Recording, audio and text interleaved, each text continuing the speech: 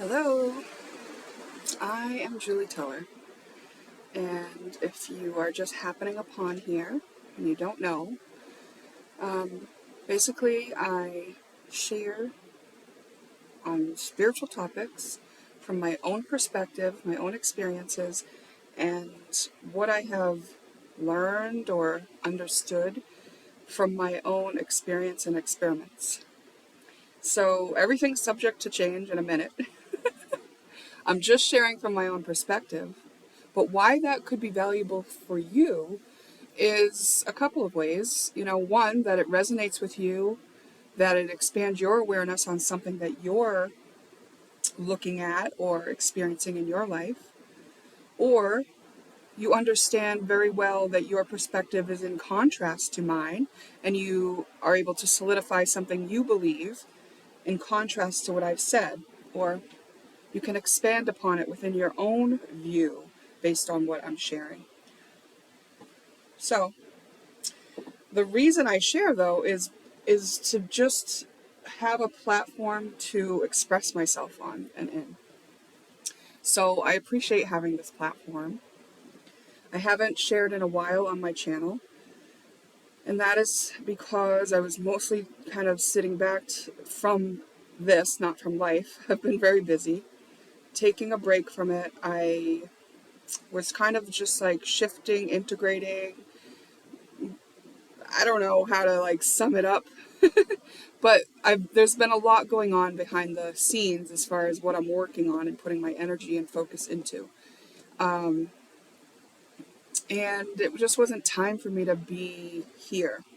And when I sat down, I was so feeling this yes, I want to share. I feel like something's coming through me right now. And then when I saw myself, I just saw, oh my God, I'm all swollen again. And it's because I ate sugar. In the last 3 days, I've eaten sugar. I had been off sugar for a month. I had, I don't know, a craving, and then I just decided, okay, I'm going to have some sugar. And it just inflames my body. Within a day, my body is inflamed from sugar. So, and then I thought, why does that always happen? Because I feel like I've said that before, right? I've noticed myself on camera and I'm like, oh, I'm not saying that I'm normally thin or anything like that. I can just tell there's a level of inflammation on top of the body mass that I usually carry from a day-to-day basis. Especially, I know the median way I carry it, given I've had so much time without sugar now. Anyways, I was thinking, what reason could it be that I always choose when I'm inflamed to get on camera? And I thought, oh gosh, it's in my subconscious still on some level that I want to be lesser in some way before I am public. And the reason is because of jealousy and envy. And I feel like in the past, I felt like it was too arrogant to discuss this openly, even though I had an inclination in knowing that I was dealing with it. But now I'm kind of into this space where I can see a bigger picture view around my experiences with it and the people I've experienced it with. And I've understood that this is actually something I am studying in this lifetime. My experience and my perspective about this topic matter to me in this incarnation. So it may or may not matter to you, but this is where my mouth is running to right at the moment. And I don't think I'm going to stay on this topic for this whole talk, so you can fast forward a little bit if you're not into it. Because jealousy and envy can make people very uncomfortable. It made me very uncomfortable. Like I said, it felt arrogant to talk about myself as if someone would be jealous or envious of me. And there are times earlier on where I was like, that's ridiculous, that's silly, I don't have anything to be jealous of or envious of. And it's like, I want the best for everybody, so it doesn't even make sense in my heart about who I am and why people would function that way. And then knowing how the universe works and how energy works, I would be like, why would someone put any of their focus on envy and jealousy? Because every bit of focus that they put on it is taking away from the focus they could have on bettering themselves in the direction that they're jealous or envious of. You're literally sabotaging yourself by putting energy into jealousy and envy, because infinitely looping energy that will just keep you stuck and miserable. That's all it is. And the only people that could be affected by it really are people that have been programmed to be, which I obviously at some point have been. And I don't believe it originates in this lifetime, to be honest. If you believe in that or not, that's fine. You could just say earlier on in this lifetime, I was downloaded with some sort of feeling about not being noticed and not giving people a reason to feel like they have something to aspire to when faced with the example of me. But I think in actuality and reality, that would be hard to do because it really does feel like I was a seed planted in a dark place. So, like all the trauma and turmoil and dysfunction and lack that I've come up through meant I come up through it because I was surrounded by it and in it, and I was part of it. And I came up through it, so I had to be in the view of other people who were in it. So when you do have an example of somebody that is maybe growing in a way that you're not able to or don't even know that you can yet, some people who have very low self-esteem or feeling lack or not understanding that they can do it too may go in the direction of feeling the jealousy and the envy. And it's just a matter of them not knowing that they could place that energy someplace else.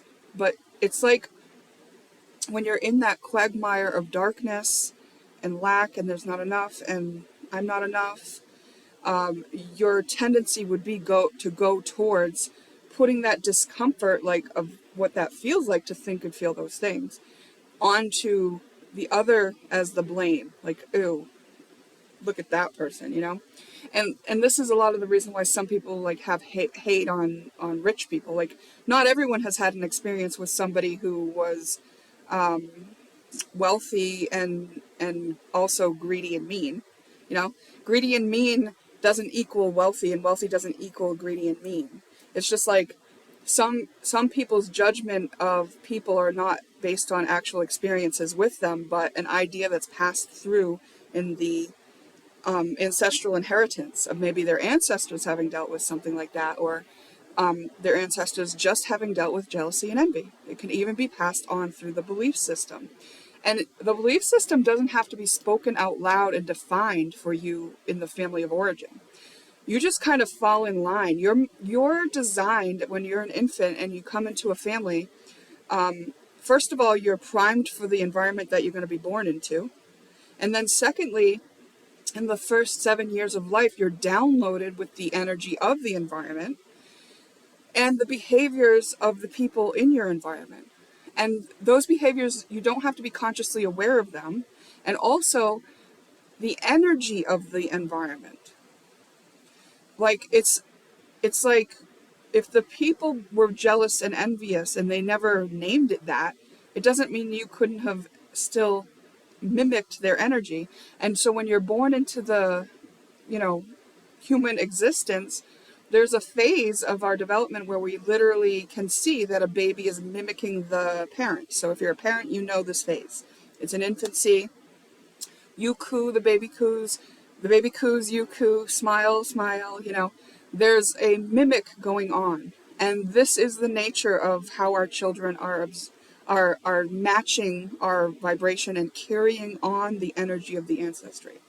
So even if it's not spelled out, defined, and told, you will be like this, it can be put into the programming of the operating system, because we need an operating system. Like, that is part of it. In an ideal world, knowing what I know now, what I would say, and this is only from my level of awareness at this point,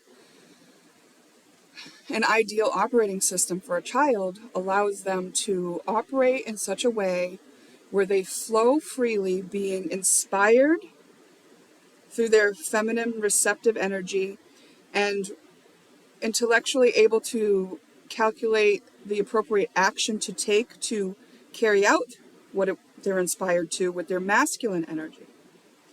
And being connected to the heart so that their intention when doing so is in the highest good of all.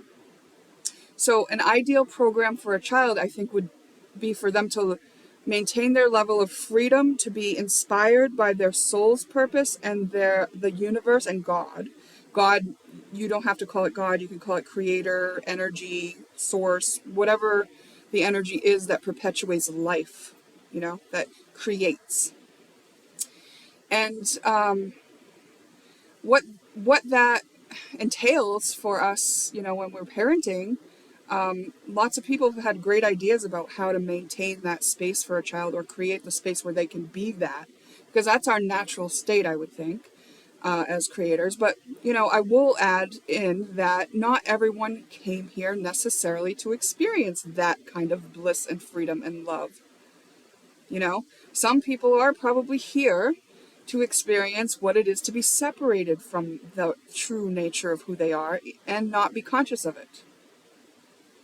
And I think when you have been in that state and when you become aware of that having been your state, it does offer another layer and level of understanding of who you really are. Because when you've experienced being who you're not and realizing it afterwards, it's like, oh my gosh, it was so it was so scary. I was such in survival. I was just so disconnected.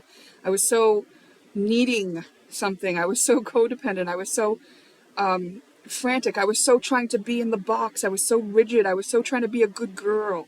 And all that stuff it's just experiences that humans can have.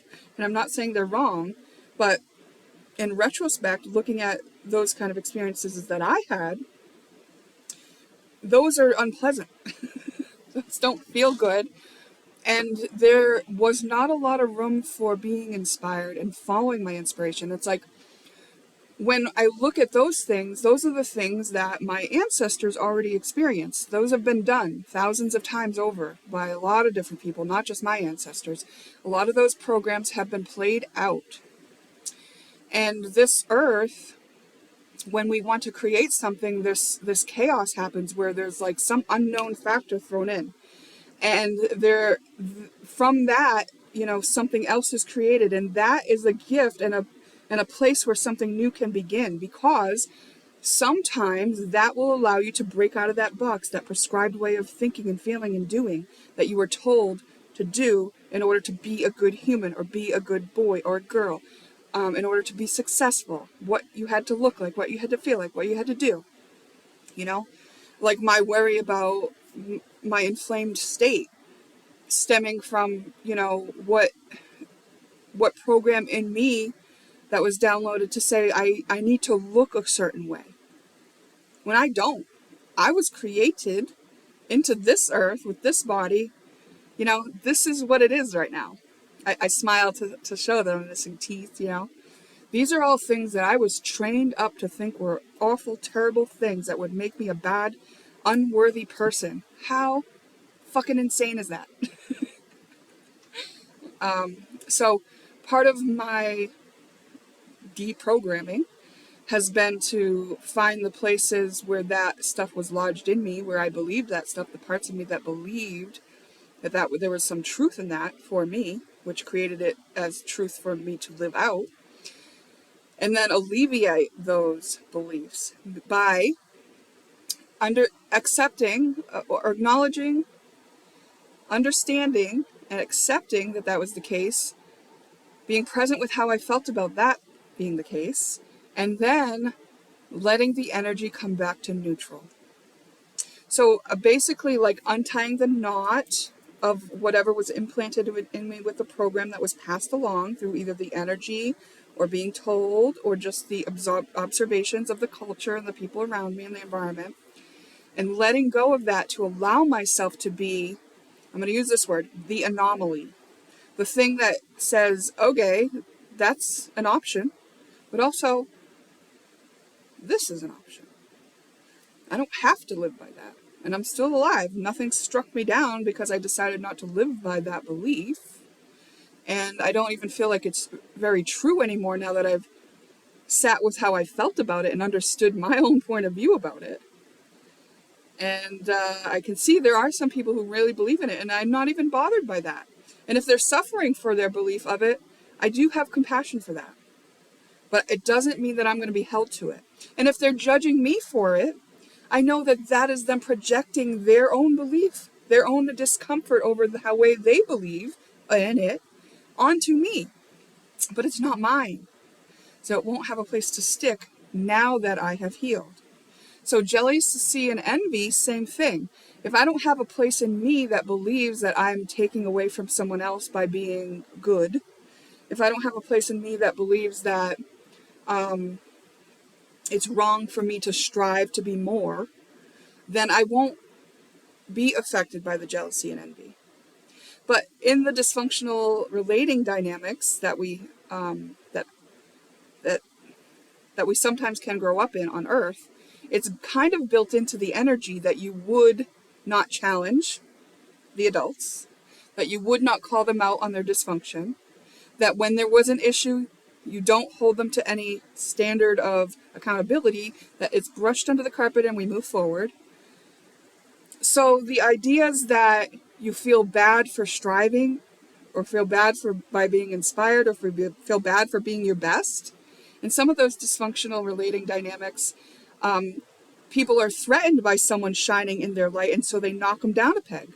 Even a parent can do that to a child in the dysfunctional relating dynamics. Because if a child starts shining in the dysfunctional relating dynamics, a couple things could happen. Either the parent could take credit for that child's accomplishments as if it was their own, which is weird. Our role as a parent is to protect and provide up until a certain, to prepare them for doing things on their own. So to take credit for who they are as what they were created into, it would be like the only way you could think that that was possible is if you molded them, which means you put them in a bunch of boxes, which means you're proud of the boxes that you presented for them and you've caged them basically.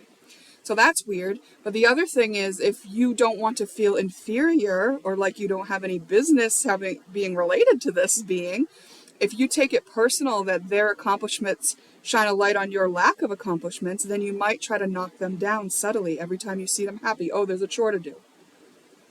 Every time they want to go be social and have some friends. Oh, but do you have your chores done? Do you have some gas money to get a ride there?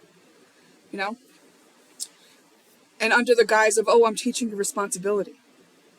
Meanwhile, robbing you every chance of being social and having a support system outside of me. These type of weird dysfunctional relating things can undermine a person and enter in those energies that make a person susceptible to jealousy and envy. So again, those things have to be looked at within. The energy has to be neutralized, and then there's no place for it to stick anymore. Okay. So what I've just uncovered, in this first 18 minutes of talking and speaking, and this is part of the reason why I like to do it, part of the reason why I like to express, is that I may have a little bit of it wasn't much, but I may have a little bit of a something in me, in my subconscious, in my, out of my awareness until now, that still just doesn't want to bother with having to deal with people who are jealous or envious. And it's not because it hurts me. I think mostly now I'm at a stage where it's like we could have been friends. We could have been on the same, trajectory in life and shared our support for each other. But instead, you've just made yourself cut off from me. And I think more recently, oh yeah, this is what it is. I just realized that actually presents as an opportunity for me to accept even more the opposition. Yeah, okay. To bring myself back into neutrality about the people who even choose to do it. That is what this is for me. Okay, yeah, because I didn't feel any discomfort in my body, just like this want to not have that happen. But in true neutrality, it's okay if that happens. It's okay if that doesn't happen. You know what I mean? True neutrality is, I accept this. So I'm going to acknowledge that I had a lack of acceptance for jealousy and envy, and I'm going to understand why that is, because I wanted to be friends with everyone. I wanted to be team humanity. And I didn't realize that we could still be team humanity even when somebody was taking the opposing view on jealousy and envy. Ah, yeah. I didn't realize that I was closing myself into a box by having to dislike jealousy and envy. Oh, this is good. This is juicy. Here's why. Um, I'm going to need to know who this video is that I watched, because I want to reference a video that I just watched last night or something like that. I'm looking in my YouTube history, which I recently turned on, which was an interesting, weird thing for me to do because I had my history off for years. For years I had the YouTube history off, but I recently put it back on. So now they're offering me recommendations and whatnot. But I'm going to just like look at my history. Where's my history? View all.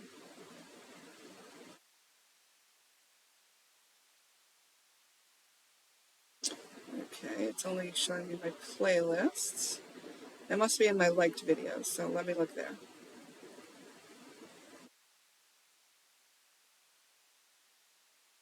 Okay, here it is. It's an Aubrey Marcus video from 7 months ago called Manifestation Not Working. And then the only word I can see is follow, which I think is follow the law of three. Okay. Yeah, so I had never watched any other of his videos. That title doesn't necessarily, it wasn't that my manifestations weren't working that made me click on that title. I just saw the thumbnail, which says, Learn the Law of Three. See, the thumbnail says, Learn the Law of Three. I guess you can't see it. And that's what interested me. So about halfway through the video, I think he gets into this topic of the Law of Three. And so back to my realizations about how I was holding a dislike or I was not wanting others to be in jealousy or envy, right? And it was because I was confused about what that meant. I thought that meant that we couldn't be on the same team, but it doesn't mean that. And I'm going to talk about this law of three in a minute pertaining to that. But first I want to finish the healing on myself. Okay, so that means I've acknowledged, I've understood myself and why I had that, and accepting that that's the case. Okay, so even though I knew that I wanted to be in neutrality on most topics, I wasn't neutral yet on that topic. Okay, I accept that. And now how does it feel? Well, it sort of feels like this little fogginess, right? And it's weird that I can't like name a feeling, because it's not like I'm upset. That I don't beat myself up or get upset anymore when I realize there's some energy in here that I want to neutralize. I just know that it's when I'm wanting to neutralize it, that's the time it meant to be neutralized. So what it feels like is just an energy that's here, and I'm just going to be with it. I'm not even going to struggle to name it. It just feels like a fogginess. And that's what it presented as, right? Because I was fog. I didn't understand why I had this still in my energy, and I just figured it out, right? So now I'm just aware of what that fogginess was, which it's not even clouding my whole view anymore. Like I said, I can see it, okay? And the more that I'm present with it, I can just feel it integrating. And this is what it means to integrate your energy, to bring yourself into neutrality. Okay, so this is the step that it takes, because now I'm bringing that space, that energy into the space of me that is neutral, that accepts it, that's not pushing it away, that's not blaming someone, that's not feeling guilty about having it. It just is, right? And this neutral space within me allows it to pass through. So now it's not going to loop in my energy field to repeat again and again an experience for me until I notice it, because I've just noticed it. I've just neutralized it. I've allowed it. So I've allowed that energy to pass through me. And then, now we know because I have dual consciousness, I could become aware of this beforehand, but usually if your awareness is just expanding on something you've just neutralized, that's when you come to this realization. And I happened to come to the realization the night before on this, about this law of three, which pertains to what I was just talking about, and here's how. Basically, I mean, watch the video if you want to get into more detail. I'm not an expert on this. I was just faced with this concept, excuse me. So I'm in like the experimental phase of applying it to my life and understanding how it works by using it, by feeling the energy, by understanding how that is actually working in my life. And what I can say, the law of three that he talked about, it can be applied on many different levels to many different things. But when it comes to manifestation, he talked about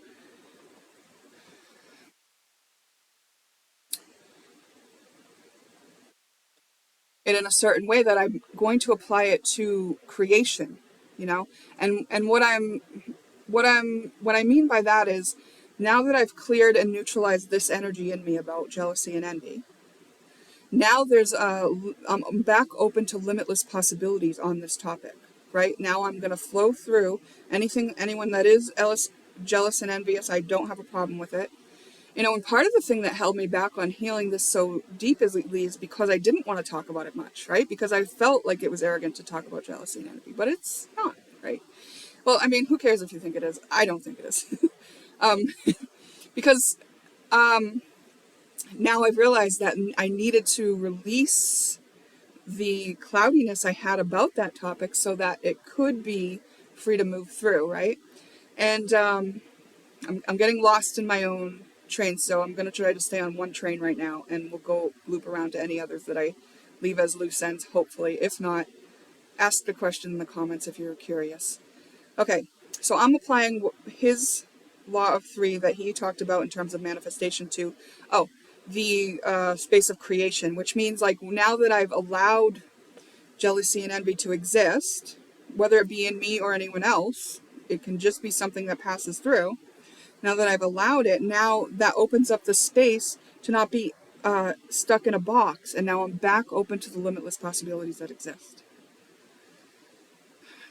Which also allows for the people who may find themselves passing through jealousy and envy, or even faced and stuck in jealousy and envy, to find the inspiration to come out of it by being in my energy, by looking at me. And that could be quite literally as to just have clicked on this video. Okay. Because it opens up the space of limitlessness, of neutrality. And neutrality is chaos. Nothing's defined there, right? We're not preferring, it is. And it's limitless. Okay. So he basically talked about the positive. He showed how it exists in mass in atoms, the protons, electrons, and the neutrons. But I'm gonna just talk about it like this. Proton, he said, was like I think he said it was the masculine energy. All right, let me just talk about it in terms of how I understood it. I won't use his examples precisely. So the positive, the negative, and the neutral. And so I talked about how I became neutral on that energy, but what it was is like you could say that the positive side, the positive is more forceful. It's putting energy out, right? And that's a masculine energy. And so the positive side would have been like holding judgment against jealousy and envy. And the negative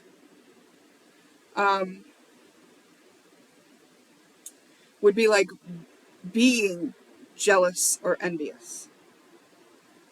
And then the neutral is acceptance and allowing for both. So do you see how all three are required? All three are part of this equation. Because we are in duality. Like exists here. And in fact, what I realized is most of everything I say, well, I used to say this a lot, everything that's true, the opposite is also true. But what that really means is like you'll hear contradictions in what I'm saying, And And that's just because words limit us. And it's like, what angle are you looking through? What perspective are you using? And when your perspective expands, you can use a perspective to speak about it. And maybe you choose which one to speak from because it feels appropriate at the moment, because you were inspired to do it. And I would think that's the best reason. Or maybe you understand that that's the one that will be most well related to in the space you're in. And if that comes from logic, okay, but I would rather see it coming from the heart, which means you were inspired to it. You know, the reason is interesting to analyze and speculate on and even ask about and understand. But the operating system allows for us to operate in a way that we don't know the understanding of it. We don't know. That we can trust that the flow state of the energy, where the energy wants to flow, is the place it will go. And why not be a vessel for that, right? Okay.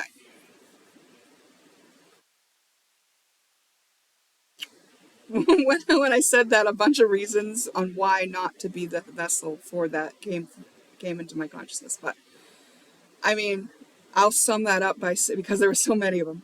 I'll just sum that up by saying there are reasons not to be that. Okay. So why not? Well, there are reasons why not. But today, what I've come to, and we could talk forever about a million different topics, right? But I'm just trying to stay focused. And this is what happens when you step into that space of neutrality and of limitless possibilities. Words start to lose their meaning. You know that, like, you could say one word and it could mean 25,000 different things. That every single person perceiving what you're saying is going to see something different. So then you want to use more words to say it bigger and to open it up a little bit, but then that could limit you even more. So it's really nice, I think, when people can step into that place of, like, their own awareness and their own consciousness and know that that's the most important thing. What you get from it for you is the most important thing. It's not important that you get downloaded with what I told you to think or do or be, or how I told you to think about it. It's like only for your own observation, and how you utilize your observations are for you to know, and if I'm not saying you can never ask for support or guidance or help. It really does help to reflect off other people, and especially if you do have something clouding your view and you know it.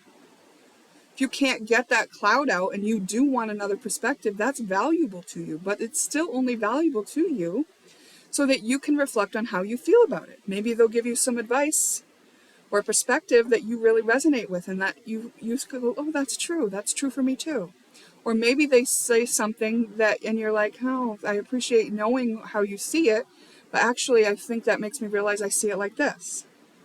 Something that I've realized lately that I can't stand, that I put up with a lot of leading up to now in my life, and I don't know why I'm bringing this up now, but I guess maybe we're jumping topics, is people who I shared in intimate details of my life with, who allowed me to share them and then nodded as if they were in agreement, but never really were, and without sharing their view, whether it was opposing or not, you know?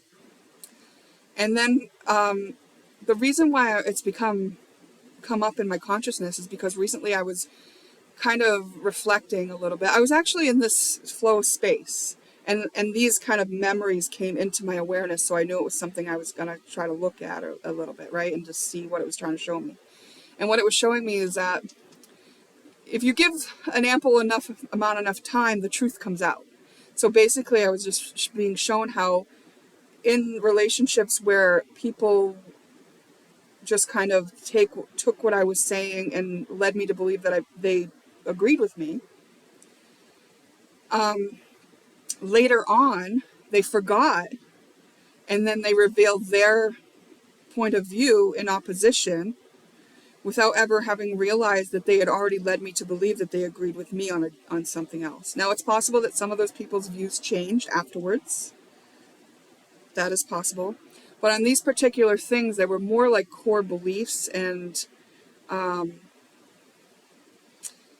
to me, it was this sign that I was having relation with a bunch of people, a few people, some people, who were not strong in them knowing themselves, you know?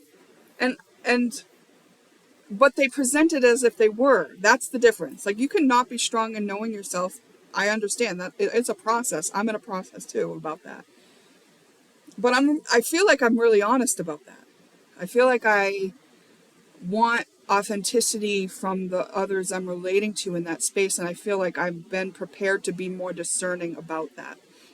I was inclined to just be trusting and just be, part of it was that at that time in my life, I hadn't had a lot of interactions with people who agreed with me. Because my views were so out there and my perspective was much different, I had met with a lot of rejection and opposition. So whenever I did come in contact with somebody who agreed, who could see it from where I saw it, I was so happy inside to not that they agreed, and it wasn't that I needed their validation. I was way over the spot where I needed other people to agree with me. It was for the relationship. It was for the relating dynamic. It was to feel less alone. It was to be able to have a conversation that was inspiring to each other, that we could lift each other up. And it is true that the conversations with those people, it could never go that way. Even though I thought we had all the ingredients for it to happen, it couldn't happen. And now looking back, I realized, oh, it was because of that. It was because it took a couple years, but then that person revealed to me that they hadn't actually been honest, that they had just let me think that they were on board and on the same page with me.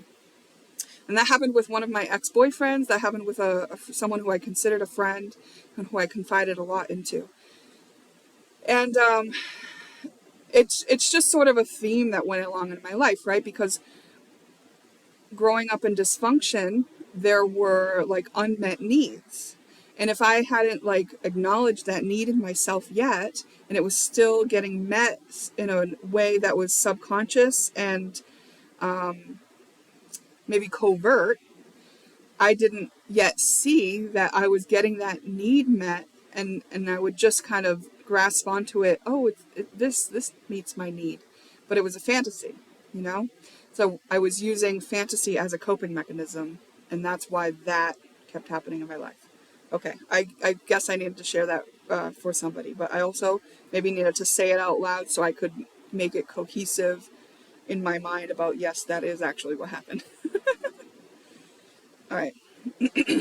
When I sat down here, I brought my journal for some reason. And I don't necessarily want to read you my journal, but I do think that I'm going to open to a page, and if it's a topic that I can share on, I think we're going to use this like in a little oracle. Oh, wow. Okay. We went back to 2023 with this open. Oh, okay.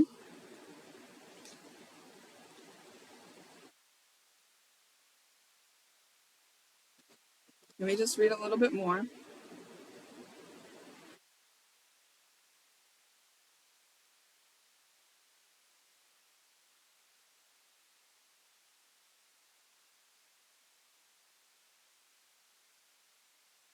It's on this second page here. It says, "Speaking my new life into existence."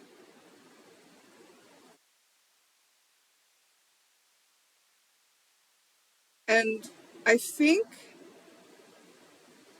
okay, so I do think I have some things to say about this.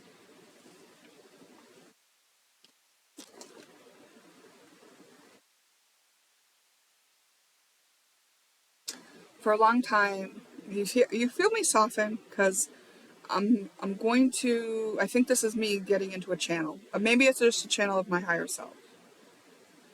But the reason I'm softening is because I received this message. I received this energy. I think for a long time I was always trying to be something. I thought I needed to be something and fit in a role and do something that was meaningful and that allowed me to serve. and that just gave me purpose for being on this earth.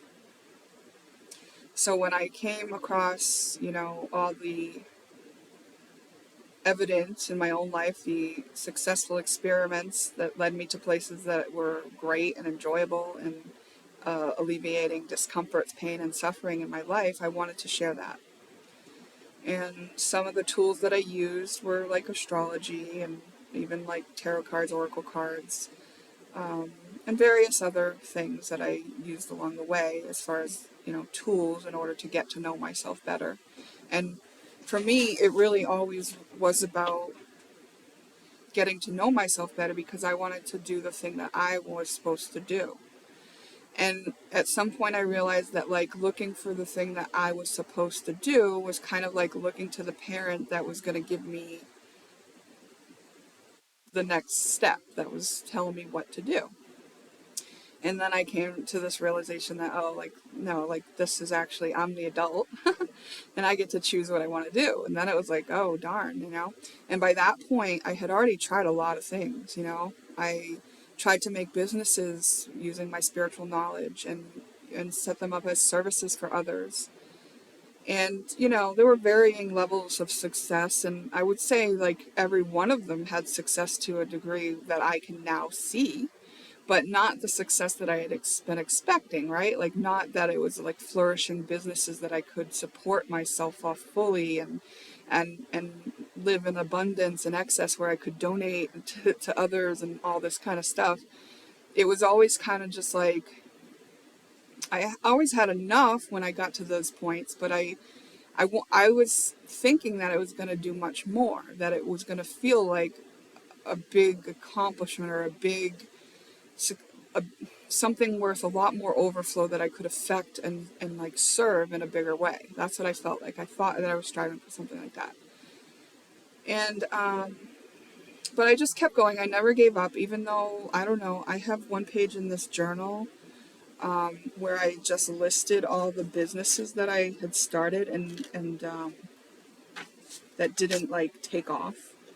And I would say that I learned from every single one of those experiences and that I wouldn't trade it. I'm so glad I did it all. But I will say that like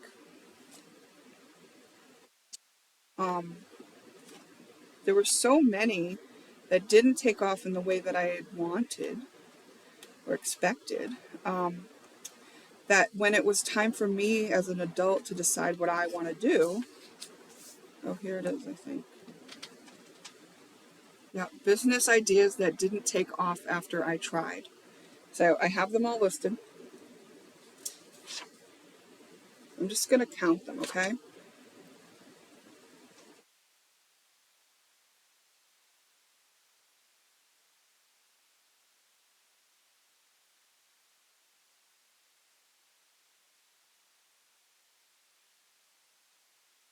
$29. So that's 29 businesses that not just like ideas, but those were things that I actually tried, that I did put effort, focus on, time, energy, networking into getting up the business and going. 29 failures, okay? So when I came to this realization that it was up to me to choose something and put my energy in, I felt like, oh, I did that already. I felt like I got those inspired ideas. I wanted to do them and I couldn't make it happen. So like, I don't know even what the missing ingredient was. Like, you know, I guess there's a little bit of tears coming to the back of my eyes when I say that because I don't know, I'm just crying for that. I never gave myself time to grieve any of that.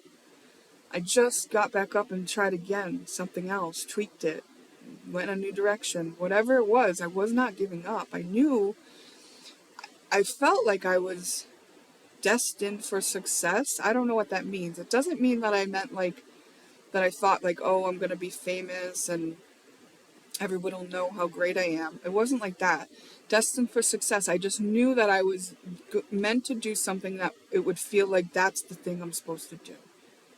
I did it. And I would know it. That's what I mean. And all those things felt like those things. That it felt like they could be that thing. You know, And so when it came time to realize like what I was gonna be doing next, and it was up to me, there was this part of me that was just like, I don't know, I could put my energy back into one of these things, but I don't even know what the new idea is. And I would ask God for the new idea. I would say, all right, highest self, what's the new idea? And I would use my cards and I would say, what's the new idea? What am I to be inspired to? What am I here going to do? And examples of cards that would come out at different questions that I asked and at different times, but repeatedly. All of these cards would come out repeatedly. Dream bigger. So it was like meant to be something bigger than what I was imagining or wanting. And be creative. So I thought, okay, I'm going to create something that I don't know what. And then there was this other whole thing which came into it, which was like, okay, well, here I am. I understand the issues that we have in the dysfunctional relating dynamics that I grew up in, and how that leads into these warlike tactics that are played out between people, including jealousy and envy, but even more overt, violence and discrimination and judgment, and, from the quietest little judgment to the biggest outright injustice that can be carried out due to the dysfunctional relating foundations that are laid in a lot of us. I knew about that, and I knew that like I wasn't here to I wasn't here to play in that. Like I've been here thousands of times before playing in that. I've studied that a lot. Like even in this lifetime, if you don't want to believe in other lifetimes, I knew that even in this lifetime I already knew all I wanted to know about fighting.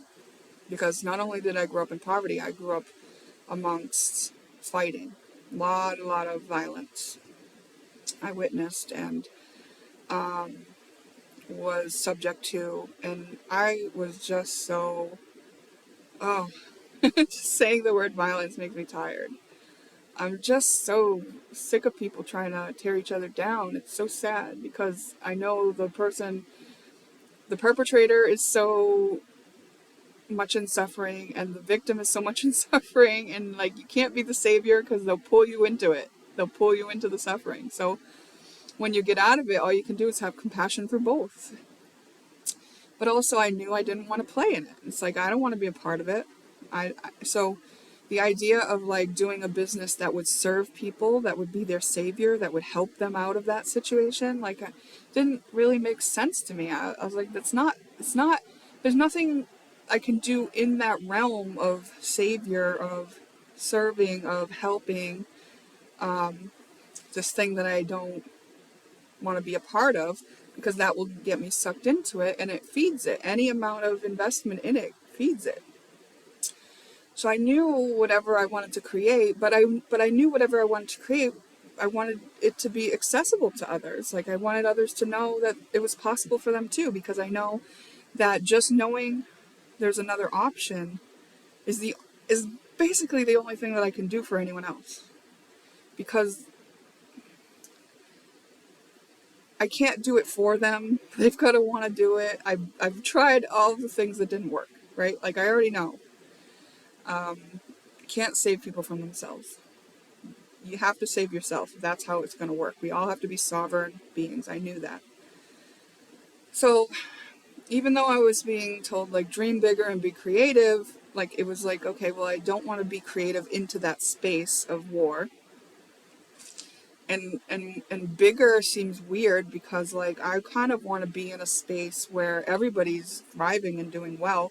So I had this impression that it was telling me to dream even bigger than that, and I didn't want to be bigger and more. And maybe it's because of that, in the intro topic that we came into this video on, which was my avoidance of jealousy and envy. But with an acceptance of jealousy and envy as a possibility, at any time, I realize now, like, oh, like, why wouldn't I do the most that I can do if I want to do it?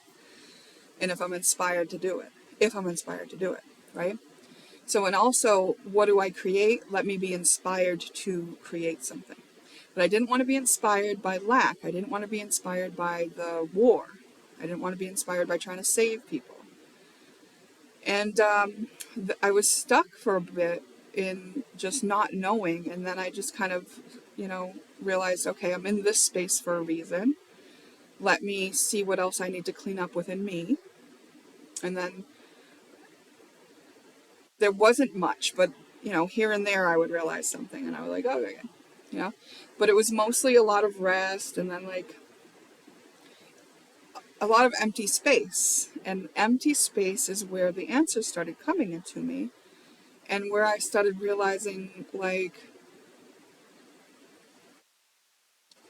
that I was being given a period of time to go deeper into myself, that it mattered more what I want, what I'm inspired to, like me, not for any outside reason. And I would like spend time in meditation, just like letting go of any outside influence, right, in my imagination, and just being like, okay, it's just me and me. What do I want to do? What's appealing to me? What's important to me, right? And so what came all at once for me was like, oh, I want a happy family. I want my family to be happy. I want to happily relate to my loved ones. That's what I wanted. And then I realized, oh, that is bigger than what I was asking for before, because before I was just asking to be a servant to others. And I was saying, how can I be of service to humanity? And it's actually bigger to get along and be in a happy relationship with your family, because your family has all of your same programming that you had to work so hard to overcome. So you have to be in full neutrality and full acceptance of all the where you came from. And if you thought that you were going to hide from anything, go deal with your family and they'll show it to you, you know? So this level of purity that's required in me, in my own energy, in being free of the programs and the dysfunctional relating and the ego coping mechanisms and all that, that's required for me to have a happy relationships with my family members is like, there's nothing higher than that, you know? These are the reflections of me and my energy at its ultimate, like, nakedness. If there's a part in me that I hadn't seen or dealt with yet, they'll show it to me, you know? They will, more than anyone else. They say that, right? Like, if you think you're healed, go to Thanksgiving dinner and talk to me afterwards, right? Like, if you can survive that, then you know that you're healed. But like, it's a thing, right? It's known in these spiritual communities that your family's where it really, really gets you. The the nitty gritty, the foundational stuff. That's really rocked by that. But it wasn't, because I had already come to a point where I was getting off this way of functioning. My operating system for a while had been in doing shadow work on myself, like for years, 10 years. I just programmed myself to do shadow work, where I talked about in the beginning, where I thought the ideal program for a child would be to like operate in the flow state. Well, I wasn't doing that for 10 years. I was operating in this state of doing shadow work, which meant digging in myself for my own wounds from the reflection that I saw outside of myself. But because I was getting to this point where it was like, oh, I can't just do that for the rest of my life, because that means I'm always looking for something to work on and I'm not enjoying life and I'm not having fun and I'm not relating to people in a way that is anything but using them as like a tool for myself, you know? And so then I was like, okay, so I'm going to let go of that as my operating system. And that's part of what the transition I was going through, was operating from within and operating from what my desires and interests were. So it's actually a very beautiful, like, practice area to be in contact closely with my family members while having fun and relating and enjoying, but also able to switch back into the place where I can look at myself when I need to alleviate anything that might be going on. Mostly it's a lot of regulating myself to the place where I can see clearly in the midst of whatever might be being reflected back to me. And if I'm not fully in compassion, going within myself, because I'm not really getting like hairpin triggered, reactive, my ego's not flying off. But there's definitely a discomfort at times of like what I'm having to witness, because I don't have control over them. It's compassion or nothing, If they're not asking me for advice, I'm not going to tell them. I can't. That's not a happy relationship. And there's so many times where I'm pleasantly, I want to say surprised, but it's getting less like surprise and more like, yeah, this is possible. When I realize that my family member can meet me on a place of neutrality or understanding or caring, their patterns are changing too. And something that's really interesting to me that I noticed about my family members is I've always said, and I don't know if I've said it in a video that you've watched before, but I haven't said it in this video yet. But I came to understand that the household you live in and the car that you have are like extensions of your own energy, like your own personal energy field. And I knew that like a lot of clutter in the home correlates to clutter in the energy body. And this was proven to me through an experiment. I won't go into it. I've talked about another video, and if you want me to share it, just ask, and maybe I will make a shorter video sometime about just sharing the story and the experiment. But basically, it was shown to me that this is true. And my family, because we had grown up in lack, but also, my grandparents have passed, and my mother has taken on a lot of their belongings and in her home, and also just, there's 5 children, and then there's a lot more grandchildren now, and a lot of stuff has accumulated at my mom's home. There is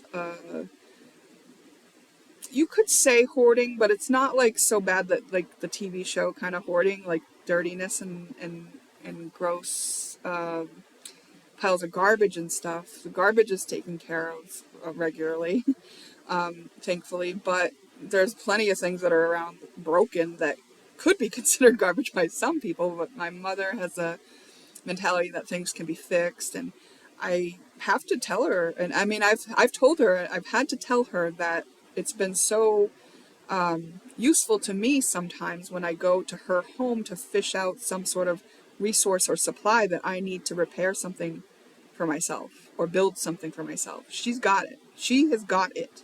She's got the supplies. She's got the thing. And a lot of times she can even find it. So, I'm not trying to take away fully from this, but like I will say this, that I've noticed as my family personalities have been matching me in this neutral place in places of compassion more and more of the time, I've also noticed the shedding of belongings for both me and them. And it was so lovely because I had been doing it this one day, like all day, just kind of like getting rid of stuff, organizing stuff,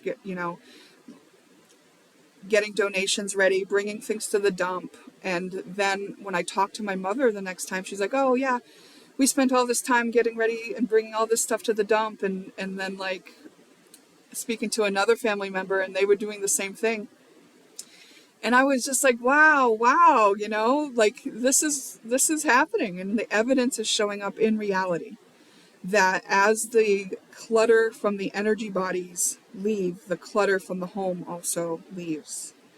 And it's just because, in those horror shows, that it's a psychological thing. And it's true that it is a psychological thing. So as we heal our energy body, it's much easier to let go of those things.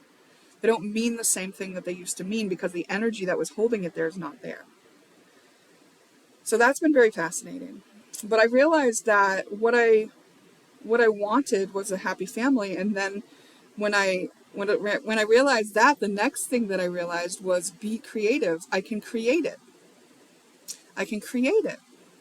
And then all of a sudden I was inspired to a new method of healing based on the laws of the universe and how energy moves and works, and the fact that I gave birth to my children. So we are connected, and that my mother gave birth to me, so we are connected. Like our energy is, everyone's connected, but like, more directly connected, right? I realized like, okay, so I'm going to do this healing remotely and see what happens. And I'm going to do it in a different way than I've ever done it before. I was inspired to a new way, and it was an inspiration, and I knew it. And I did it, and then I was thinking afterwards, I was like, is this what I'm going to do for everybody? I'm like, that would be exhausting. I don't want to do that for everybody. It's like, yeah, that's nice to do, and it's nice to get results, but like, that would be exhausting if my job was to serve humanity by one at a time, clearing people's energy bodies, And afterwards, I saw my family members, and actually, what my healing method had done was brought some really deep-rooted stuff up to the surface in them. And then I was just happened to be called to be present for them to work through it. And I happened to be present enough and compassionate enough and barely patient enough to be present for them to work through it out. I had uprooted it in the energy.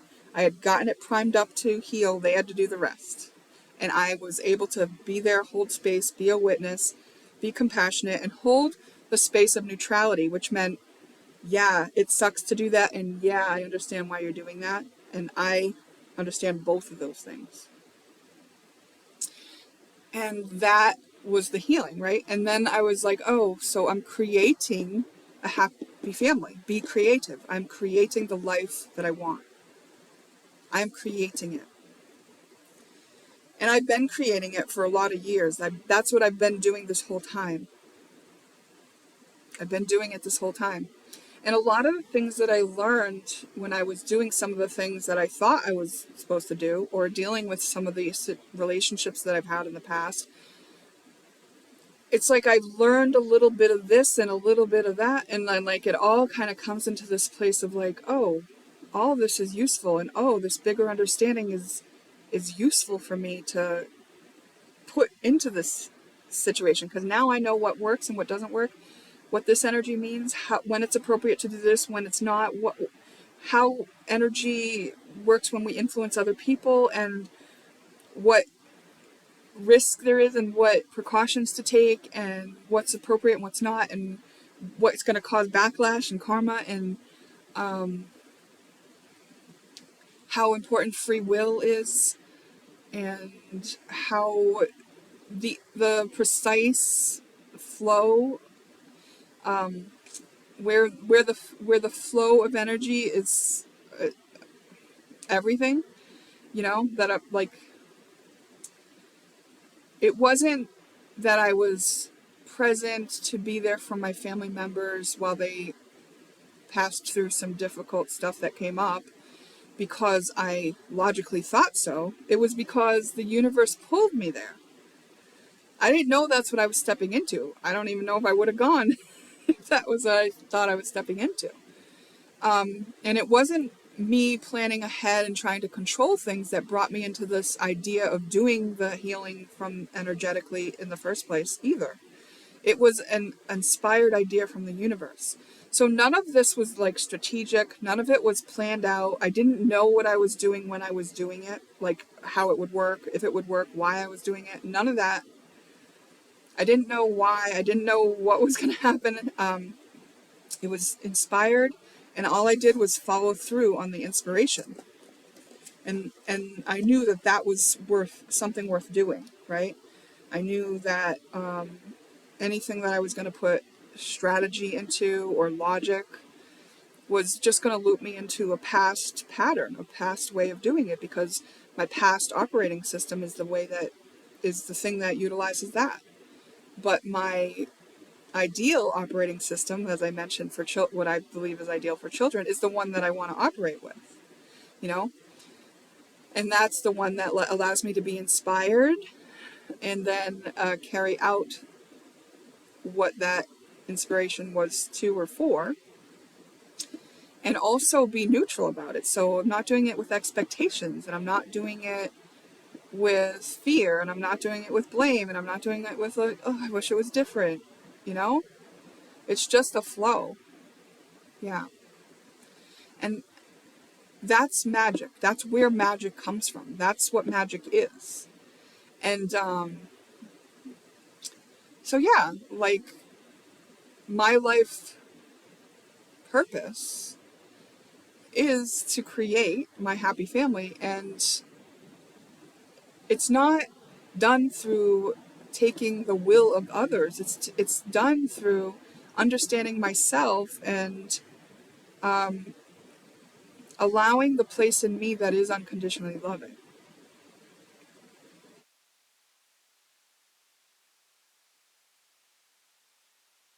Allowing the place in me that is unconditionally loving. You know?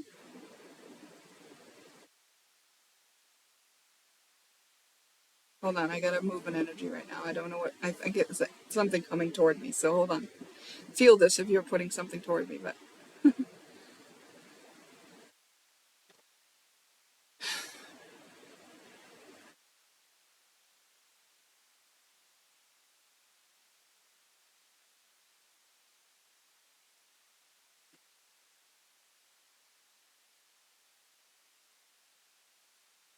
okay.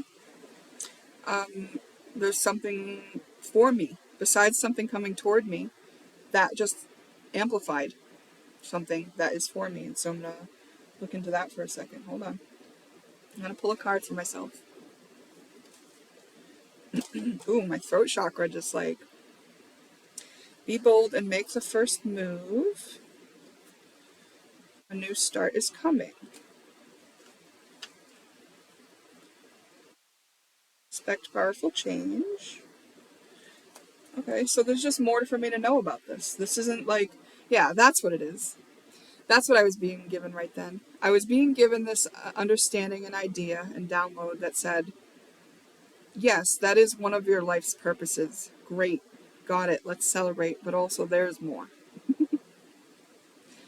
Like, oh, well, let me just enjoy this for a while. Let's perfect this for a while. Yeah, this is the second time in the day I've actually been given this information of there's more. And aspire to more. And I just, like, the first time it came through, I was just like, listen, I've been working hard for a long time. Let me just enjoy this for a second, okay? Let me just enjoy this. Why more? Yes, my soul wanted to do more. This is my last lifetime, you know, or was when I came in. That's what my plan was. I do plan on living a long, long life, longer than you would expect that I would say if I gave you an age. I said it in another video at least, so watch them all if you want to scour down and see what age that I predict I would live to. But so it makes sense that there's more to do. I mean, like, I have a lot more years to be here, so. But I'm not in any rush. Let's agree that I don't need to be in any rush. You guys agree with that? I've opened the Archangel Michael deck and got. Speaking about it,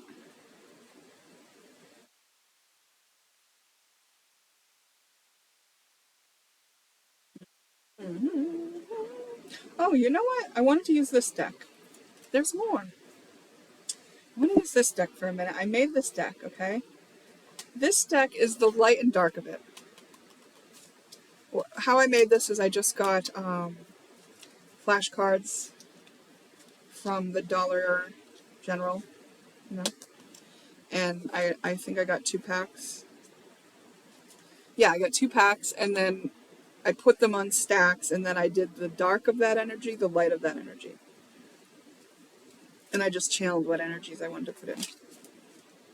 So, and the reason I made this deck was for my own use to, like, because sometimes, you know, an energy will come out in an oracle deck or a tarot card, and if you're biased, if you're not quite open, if you're not quite in that flow state, you may not read it as the way that it is. Everything that's true, the opposite is also true. What if you read it in the opposite way, right? So I wanted to be able to have reassurance and discernment and a reason to consider something other than what I was thinking when I was doing my own readings. That's why I made this deck.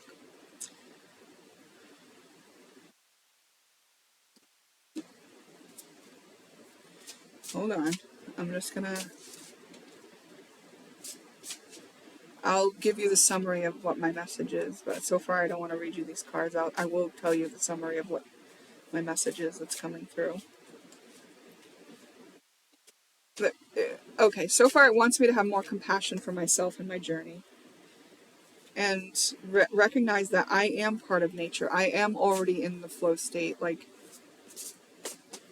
that nothing's gone wrong, that I'm unconditionally loving,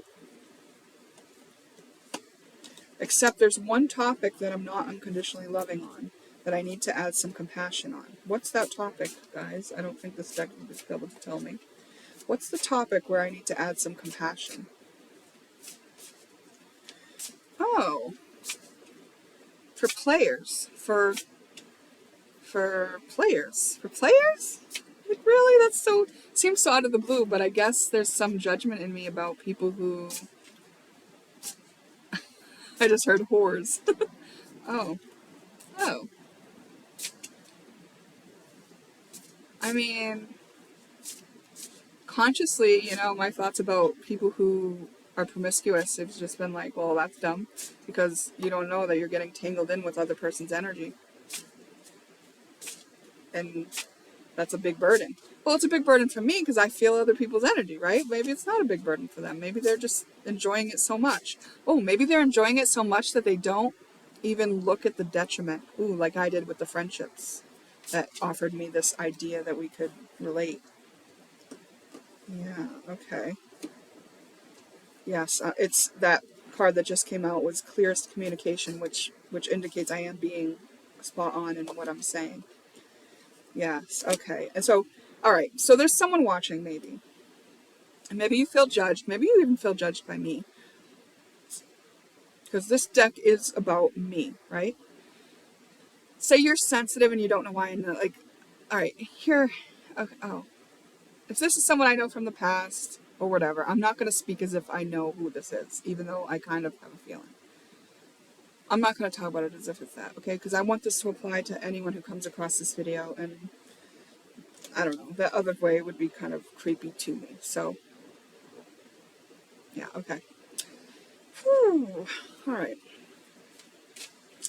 I'm going to talk about clearing the, adding compassion for people who, what's the definition of promiscuous?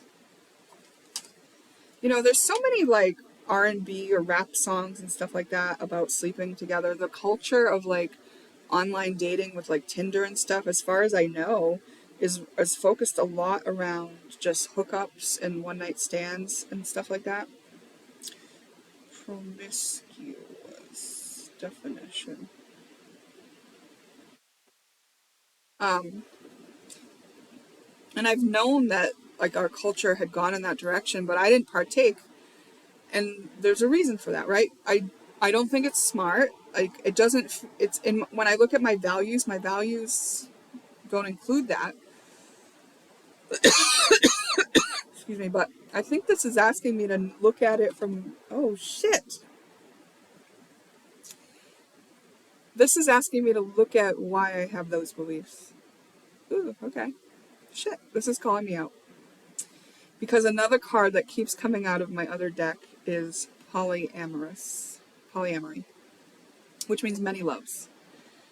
And whenever I see that card come out, I'm like, fuck that. And I stuff it back in the deck. Oh, yeah. This is asking me to dig into polyamory, my thoughts and feelings on sexual partners sharing energy with each other and things like that. And it might have to do with my judgment of people who have done that. You know, I've been cheated on. I've been, you know, my best friend. Now, I've had many sexual partners, and more. I don't know how many. Like I couldn't count. Just so you know. but a lot of it was just more or less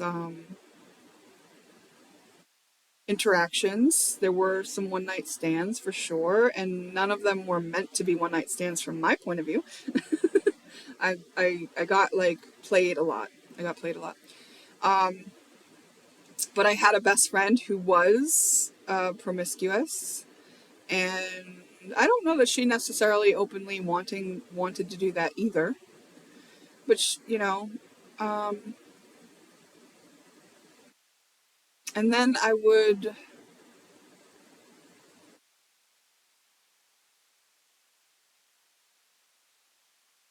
and one of the relationships I got in, I was already had this like online boyfriend, and I had been single in real life for a long time, but I had these like online boyfriends, and then I was starting to get back out into life.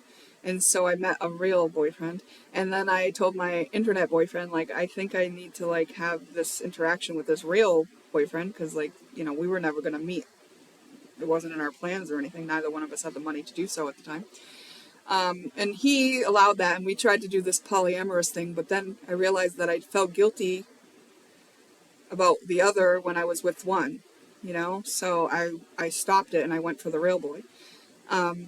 And that was my last idea of like trying polyamory, because there was a time that I was open to it. It made sense to me to have many loves. But when I experienced it, I didn't like it. I thought it was wrong, but I didn't know yet that I was in codependency. So promiscuous, having or characterized by many transient sexual relationships, demonstrating or implying an indiscriminating or unselective approach, indiscriminate or casual. The city fathers were promiscuous with their honors. Many sexual partners. Okay. I mean, I don't want to judge it, but I don't like it at all. And I've even done it, so I do need to like dig into this. I feel like part of me, you know what, when I sigh like that, you know what it is? It's because I feel, oh my God, I stumbled upon this topic in the end of this video that I really wanted to put up and share. And now I'm like, I don't usually share things that I haven't already worked through, you know? I mean, I will work through it, so it's probably fine to just put it up while I work through it. It won't take me long when I really delve into the topic, but I'm also like not in the mood. Like I can feel like that something. I'm probably going to use my cards to dig into it more and see what I'm supposed to be seeing about it. But maybe it's just a matter of neutralizing any judgments or lingering feelings I have about it.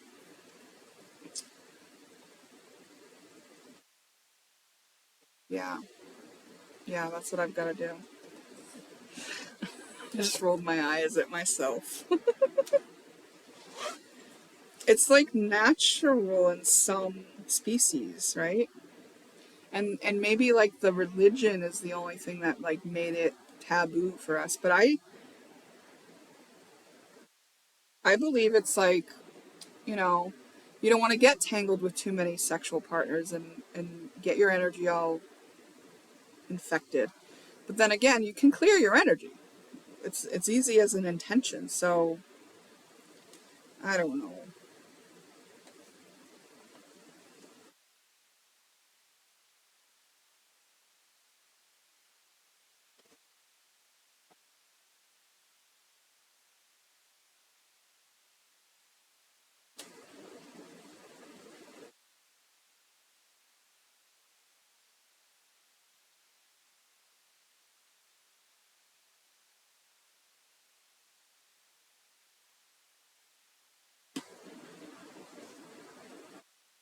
All right. Here's what I just came to.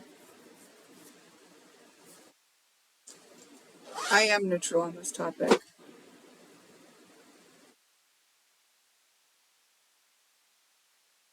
It's just that, oh, I'm neutral on this topic when it pertains to myself. I've forgiven myself for my past whatever mistakes. Mistakes because I let myself get into something that I didn't know I was getting into. No regrets overall, but I had to learn the lesson somehow. What I don't have neutrality on is my judgment of others who do it. especially men who are players. And that's because, like I said, I got played a lot. So in me still there's a judgment for players. Oh, oh, yeah, yeah, yeah. All right. Well, I haven't had to deal with this energy in so long, okay? So back in the day, I used to get a lot of advances towards me. And I mean, most of them were not men that I would consider. Every once in a while there was, but a lot of times that was a player. I was always very attracted to players. And it's because I have this judgment, right? And it's because of an energy that's in me. And part of that has to do with probably the fact that I lost my father early on. Okay. And this is just asking me to come neutral on that. That's all this is.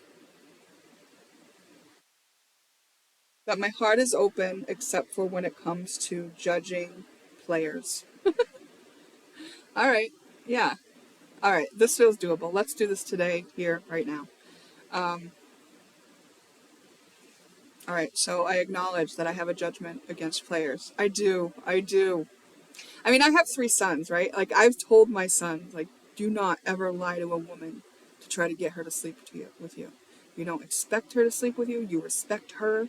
You care about how she feels in the situation, and afterwards, you don't take advantage of her by getting her drunk or drugging her or lying to her.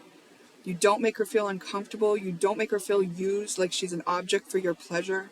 You know, I've told this to my sons, right? So you can tell that's based on the experiences I've had, like, and the feelings that I've actually had about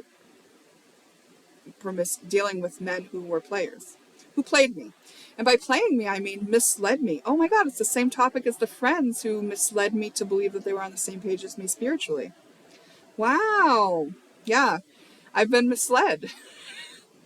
I just heard like song lyrics swing around in my head about that topic.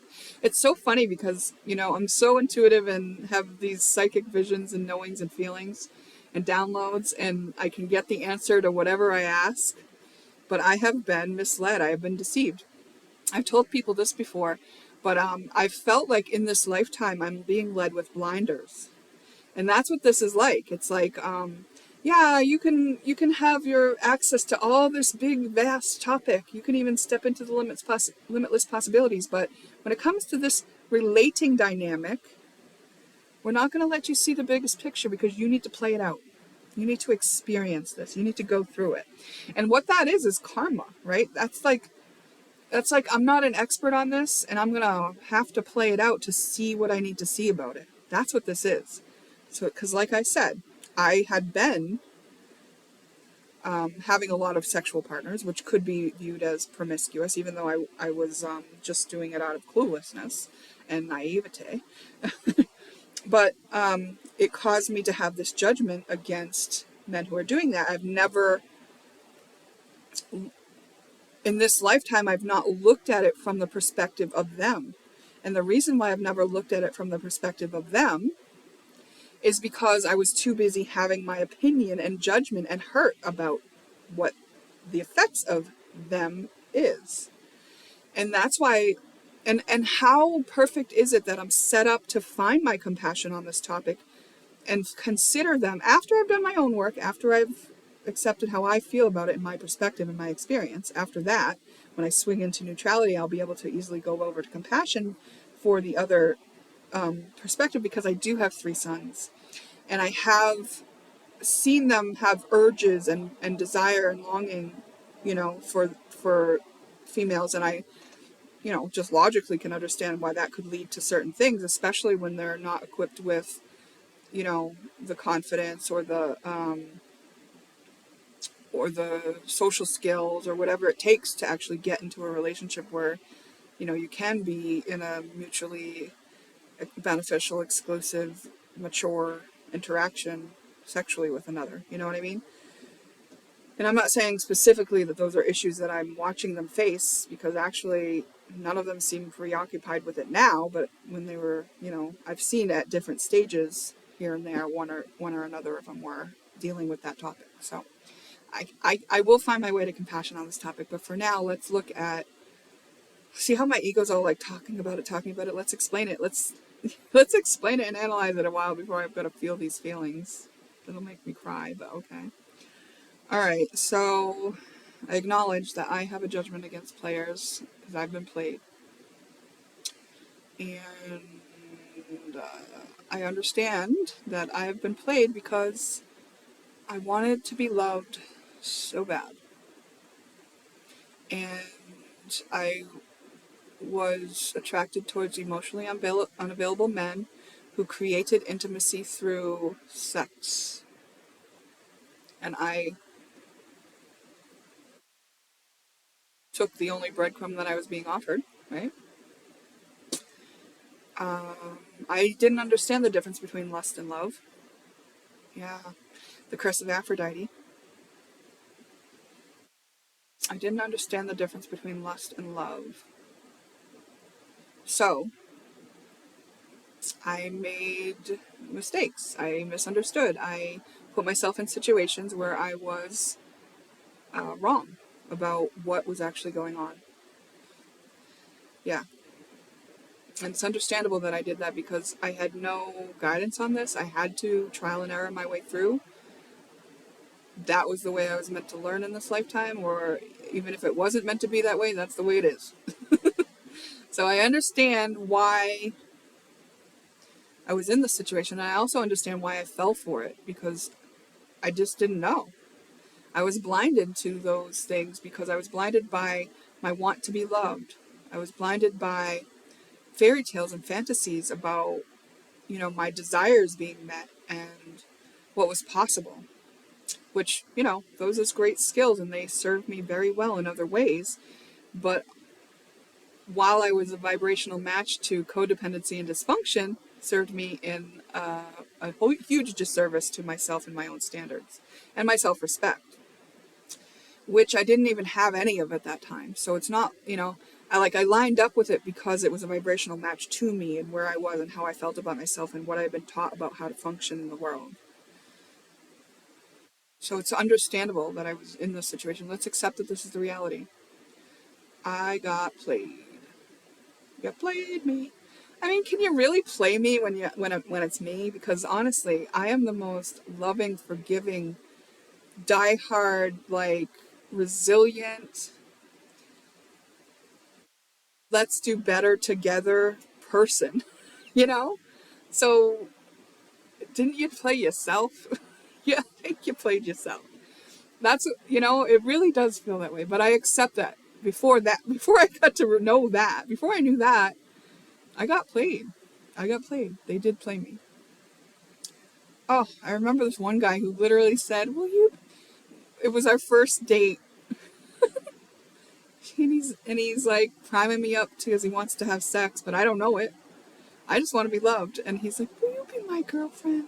Like, he literally said that. And I'm like, yes. And then I remember thinking, oh, it's okay because it's my boyfriend. And I had sex with him. And then he never answered my call again. And I got played. I did. Let's see. I'm using that example because we know after accepting it's the reality, we got to be present with the feelings. And how did that feel? How did it feel? I mean, no one knew, right? Like, I remember I had my brother babysit so I could go on that date. I didn't tell him what happened. My dad wasn't around. Mom was busy with her life. She was dating a man at that time, and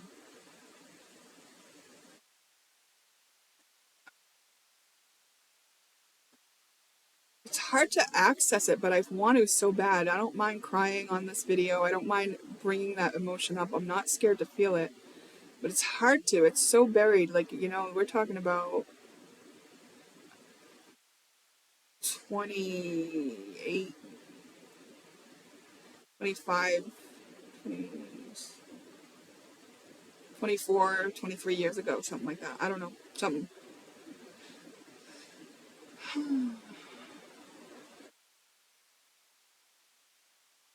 Just being used as an object to have sex with.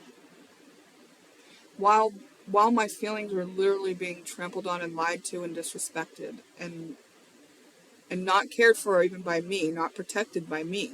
Not even protected by me, so taken advantage of by who I let myself be taken advantage of without consciously realizing that's what I was doing, because I was telling myself a whole fantasy lie about it.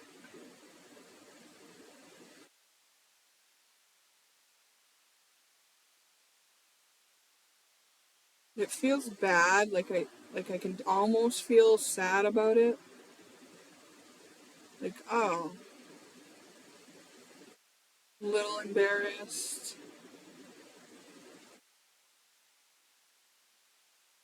Oh, heart pain a little bit. Like I feel a hardened spot in my heart right now.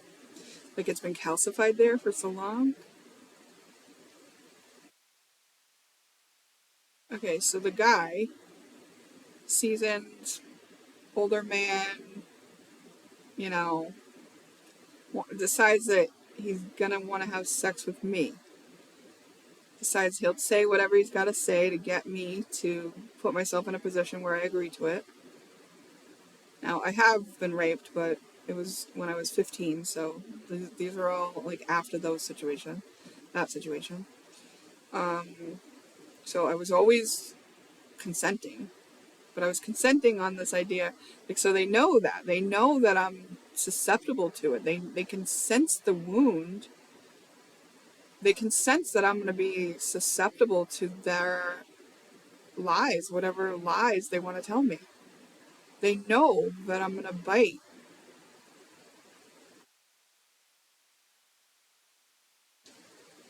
And it's like literally like doing it and throwing me away like I'm nothing. Like I'm nothing. Like I'm the rag they fucking wiped their self off with after they masturbated. Oh, you know what just made me cry when I is the thought that this happens to women at all. The thought that this happens to other women made me cry more than I could for myself. Like, I have granddaughters, you know.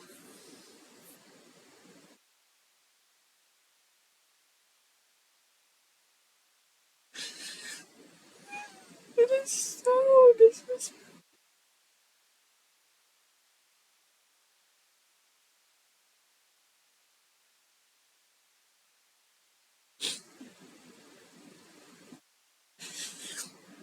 It is so disrespectful.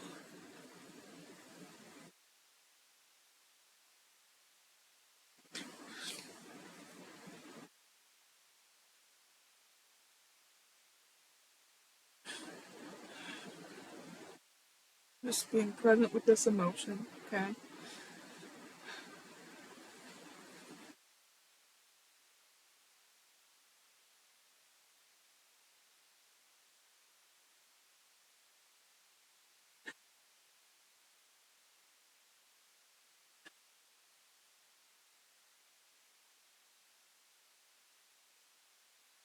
Oh my god, imagine thinking that a human life is just there for you to use.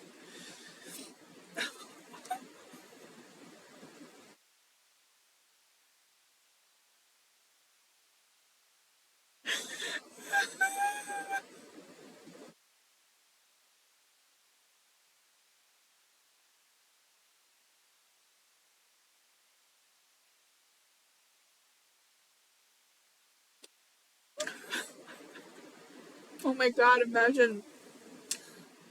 I, I want to be present with this feeling longer. I don't want to push it away or let my ego, like, decide that we shouldn't be present with it more. It is devastating, and I'm just starting to see all the ways that, like, spurred this culture that has to settle for that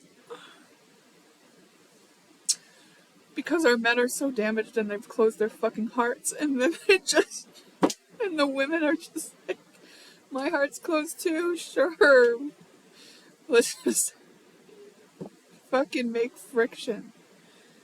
Oh my god.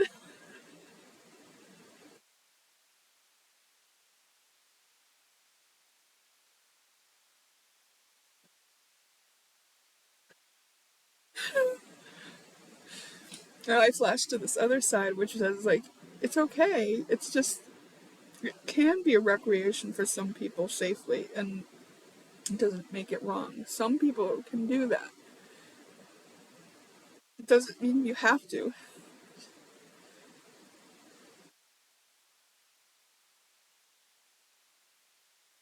I think obviously the difference is like, do you have to lie to her to get her to do that? And I think in our culture, there's a lot of women who you don't have to lie to, that they know that's what they're getting into. But like, are they settling because that's all that's available? Or are they settling because of the way they've interpreted the energy that's been passed on to them? Or, are they settling because their hearts are closed? Are they settling because they're scared to open their hearts and be vulnerable and they've been mistreated so many times? Are they settling? And why do we want to like perpetuate this thing of like both of us, masculines, feminines, men, women, settling for this low? Oh, it's primal, right? It's primal. It's like a dog who just goes around humping everything. It's like, okay, yeah, you are a mammal, but like you're also a human being and you have a high mind. And like, I don't know, isn't it beneath you? Is it? Because it's beneath me. It's beneath. Hold on, I gotta blow my nose. Okay, here's. Oh, I have an ant on me. Hold on. Here's a question. Can it be beneath me? Can it be both beneath me and I have compassion for it? Let's see. Yeah. Because being above something means you understand the whole axis of it, which is it is, it isn't, and the neutrality. The way you get above something is to be in the neutrality. So I've accepted that for some people it works, and for some people it's selling themselves short. And then there's this neutrality of like, I accept that both those things exist. Obviously, I was on the place where I felt like it was selling myself short, right? I didn't have the experience of it's great. And so the compassion for somebody who is a player. So that's somebody that's on this selling themselves short. Because if you're not a player and you're doing it just for fun, polyamory, you're open about that. You know that. Everyone knows. Now, I think that there can be some people saying that they're polyamorous, but really being the selling themselves short people? Yeah. And that's going to make it a bigger knot to untangle for yourself. If you're if you're in denial about the reasons you're doing polyamory, then you could get stuck because you'll think that you're on one side of it, but you're actually on the other. So how are you going to neutralize that? It's a little bit more tricky. And you can be both at once. You can. I've had topics in my life, not this one, but other topics in my life where I realized I was both things, you know, and it's just a matter of when you're in extremes on something, you're that far away from the neutrality, and the neutrality allows you to get above it and to also to see other opportunities and solutions and other options. So compassion for the person who is a player who's selling themselves short. So that's compassion for me, a victim of players, or susceptible to players, right? Compassion for me because you know it sucks to sell yourself short, and also you can come up to the place where you don't do it anymore. And compassion for the player because yeah, it probably sucks to sell yourself short, and you can come up to the place where you don't do it anymore. All right, so let me imagine this. Let me see if I've gotten it all out here. Fast forward. I don't want to use my granddaughter as an example. Let's imagine a movie, because I don't want to write this into existence for any of my family members, so I'm not going to think about it in terms of that like I was going to. All right, I'm watching a movie. I see a teen girl and I see a boy, and he's talking to his friend, and he's like, "Oh yeah, I'm going to get her to lay down with me, and watch this, and he starts bringing her flowers and really wooing her and meeting her at her locker between classes, and she's totally falling for it. She thinks, wow, he really does like me. Wow, he's going out of his way. Wow, he remembered I like sunflowers and he brought me sunflowers. By the way, sunflowers is not my choice, but I don't mind them. Irises are my favorite. Anyways, purple irises. Oh, these pink roses. Oh my god, they got me. They got me lately. Anyways, so I'm watching and this is happening and this boy is wooing this girl and, he has no feeling in it. He's all strategy. He's just trying to get what he wants out of her, which is basically to, like, land her or to sleep with her, to have sex. And so then they do it.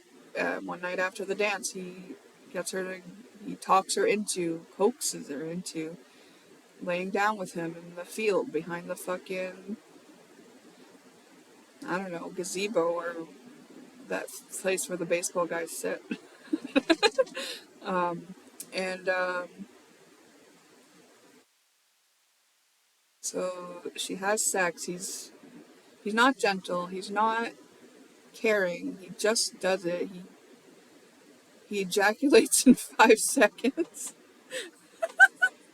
And it's not about her pleasure at all. She's just been a depository, if she's unaware about birth control, and just a tool, if she is.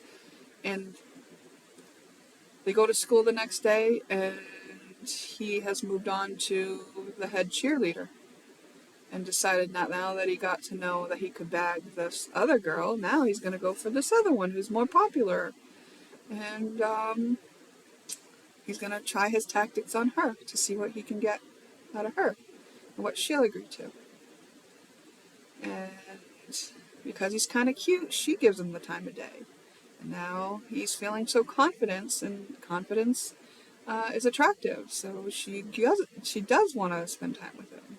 And meanwhile, this other girl that he used is like, what the heck? Like, he literally used me, and she knows it because he won't answer her calls. And he's ignoring her just after she gave him the most intimate part of herself, and the most deep part of herself, and the most vulnerable part of herself. I have compassion for this boy. This boy is in a culture where he wants to be important and thought cool to his friends. And he also has these urges that are coming online. From what I understand, the hormones that are in a teenage boy are coming online where they could, like, wake up with erections and have wet dreams. And even some of them, I guess, are uncomfortable if they don't relieve themselves from an erection. I'm not sure if that's true or not, but there may be all kinds of reasons why this boy is led towards doing this, and none of them are having to do with real confidence. None of them are having to do with real care and self-esteem and real, like, honoring of the feminine. And that means the feminine energy within himself too, because he would have had to shut off his care in order to do that assault against another human. And if you cut off yourself from care, it's not selective. Well, maybe it is selective. You've cut off your care for yourself too, for your own standards, for your own possibility of real connection. You've replaced it with something that you've deemed more important, which is status, reputation, your own physical pleasure, a scratching post, gaining experience even. I've heard of men who thought that they needed to get better at it and want to practice before they get with someone who they really want to impress. Like, oh my fucking God, right? Imagine using somebody like that. So how misled must you be? And, like, that is a passed on thing from our culture. That is something that is passed on in the energy. We're downloaded with the energy. And if you're coming into this culture where we have these energies of hooking up is okay, where we have these energies of fathers leaving and it's not that important to stay and provide for and protect your family. We have this energy of of infighting over lack of and and cheating, and like the just honor of respecting yourself and someone else is not always on the list of values, because survival has taken precedence in a lot of the places where dysfunction is prevailing, because you don't operate in a way that considers the other person when you're in survival.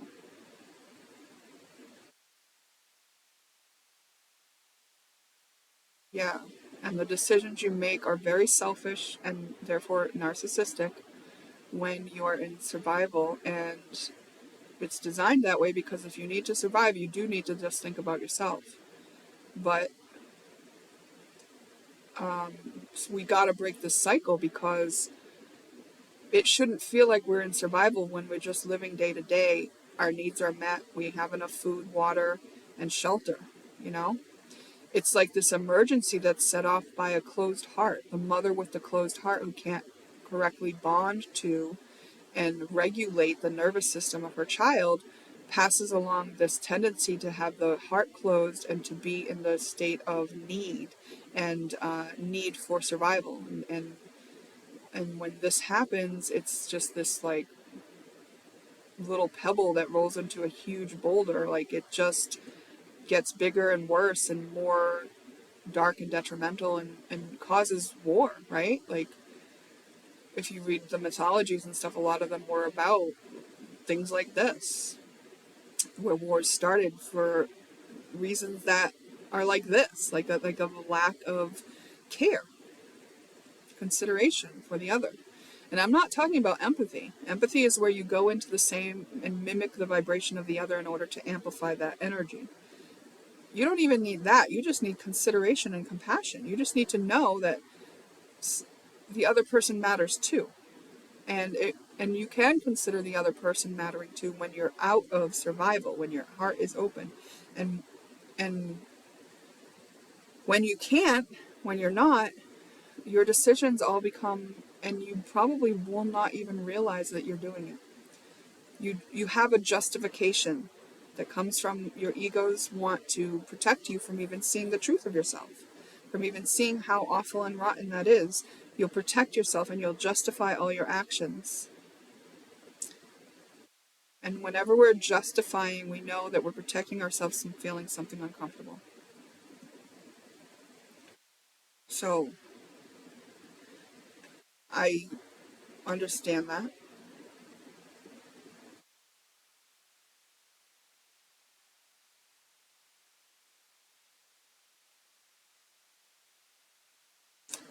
Yeah, I think it's important for this to come up because the what I'm about to step into in life, it's gonna need me to be very clear on who I should trust and who I should not. And I want to clear up all these places where I had experiences that allowed me to be fooled, whether it be in friendships, relationships, or even just my observation of others in friendships and relationships. I don't want to be in judgment, and I also don't want to be in fairy tale land. I want to be able to be in the flow state and to be knowing that when I see something, I see it clearly, that there's no bias in me trying to dictate how I interpret what I see, so that when I see it, I'll know it, and then I'll be able to discern, make my appropriate actions from there, given what I've been shown. And my true nature is heart, is love, is kind. So my kindness does extend to people who are using others as objects, to people who are be classified as narcissistic. My kindness does extend to people who are using each other, and people who hurt each other, and people who are in war, and people whose hearts are closed. I understand that that is a very hard existence of suffering, and that I don't want to participate in it, but I also don't want to perpetuate it by putting a judgment towards it, by trying to tell them that they're wrong or correct them or any of that. I learned through my experiences. I'm sure they will learn through their experiences, and how much they learn is up to them, right? Wow, that was kind of huge for it seems so little for me to talk about this for the last, I don't know, 45 minutes or whatever it was. But you saw how I stumbled into it.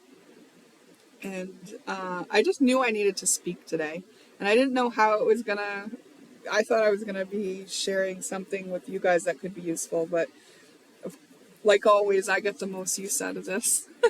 I'll still share it. It's still very useful and good for me, and I'm still gonna kind of integrate that. So usually it takes 3 days to integrate, something like this into my reality. Sometimes things go quicker, I notice, but I kind of feel this one was so huge. Like, it left a little empty spot in me, and I'm going to fill that up with my own love and care and compassion.